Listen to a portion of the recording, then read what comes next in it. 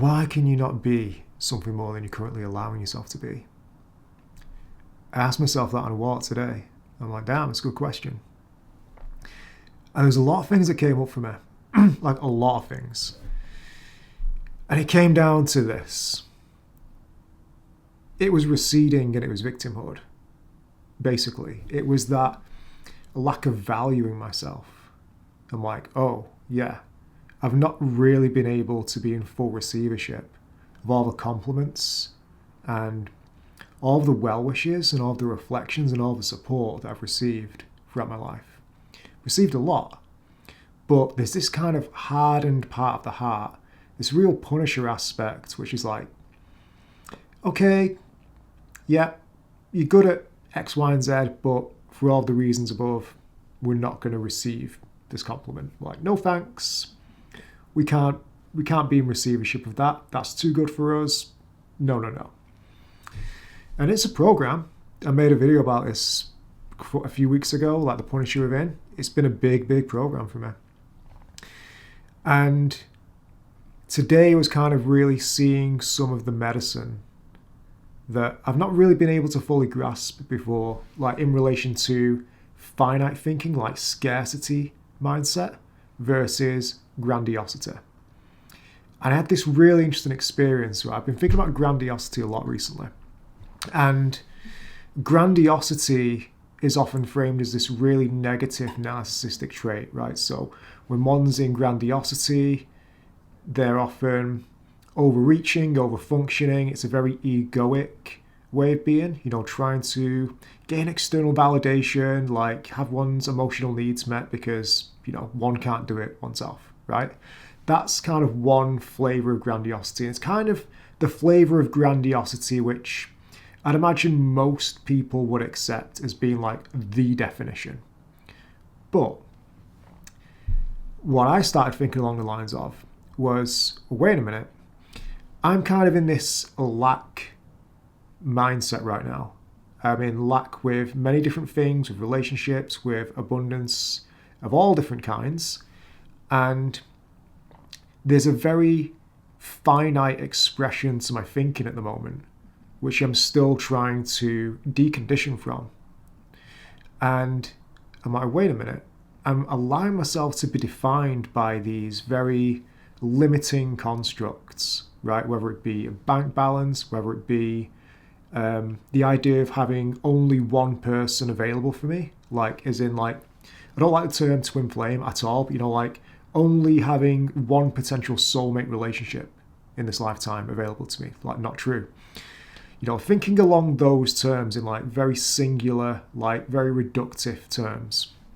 I'm like, oh, wait a minute. That's not right. And I could feel myself contracting when I was out on this walk. I was walking at Sainsbury's and I was literally like kind of hunched over like that. And I could feel my body. I'm like, wait a minute. No. And I kind of straightened my spine. I looked up at the sky, looked over the horizon. You get a good view of the vista on the walk that I go on. I'm like, no, I'm a child of the infinite. I am a child of the infinite. And the infinite is open to me any time I make that decision. But I do need to make that decision. We need to make that choice that there is something far more available open to us. And this is the medicine of receivership. Like, we need to be open to receiving. Because when we're in our victimhood mindset, when we're allowing some of these punisher programs and whatever programs are causing us to contract, to be at large, it becomes really difficult to allow in that beautiful, yummy, loving flow of abundance. I've experienced it a lot myself. That's why I'm making this video. And it doesn't need to be that way. It really doesn't need to be that way.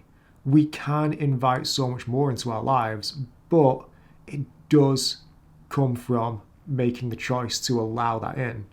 In truth, it comes from the belief, intent, choice, action, and embodiment framework. Right? We need to believe that we're worth it, and we need to make the intention to make the choice. We need to continue making the choices daily, follow through with the aligned actions, and then embody that sense of receivership. Right? Grandiosity in that flavor is actually a really beautiful thing. Like, feeling the grandiosity of all that there is, feeling the grandiosity of God, the divine, the creator. That's a flavor of grandiosity I want to feel. That's a flavor of grandiosity which is actually the medicine for this really contracty victimhood expression. Because if we're constantly telling ourselves that I am not worthy, I have no value, I have no voice, my voice is suppressed, like no one really wants to receive me, then grandiosity, might be helpful. It might be helpful. And I was really feeling into that when I was on this walk. I'm like, yeah, like grandiosity, man. Grandiosity, let's feel it. Let's feel some of the infinite. Let's feel more of my value. Let's feel the abundance that I have to offer in whatever expression it is, whether it's a conversation, whether it's a service, whether it's time, whether it's giving a gift, whatever the abundance is, right? It doesn't need to be material. It can be any expression. Any of those are mentioned in any more. Like abundance is infinite, right? There's an infinite expressions. There are infinite expressions, of abundance. And we can be with them all. But we need to acknowledge that they exist in the first place. And it's up to us to be present enough, to be embodied enough, to recognize the capacity for abundance. To recognize that, oh, this piece of writing I do, that's really abundant. Oh, this time I offer to my relative, that's abundance to them. They really want to receive me. Even though it might be difficult for me to really put that time aside, it means a lot to them. That's abundance. I'm giving of myself. That's really abundant. And that's making these small, subtle frame shifts from being in lack, being in scarcity, being in victimhood, or even just being in like a receding, contracting expression. It doesn't even need to be victimhood if you don't identify with that. But just being in a state of like pulling back and not wanting to interact with life, right? Why not?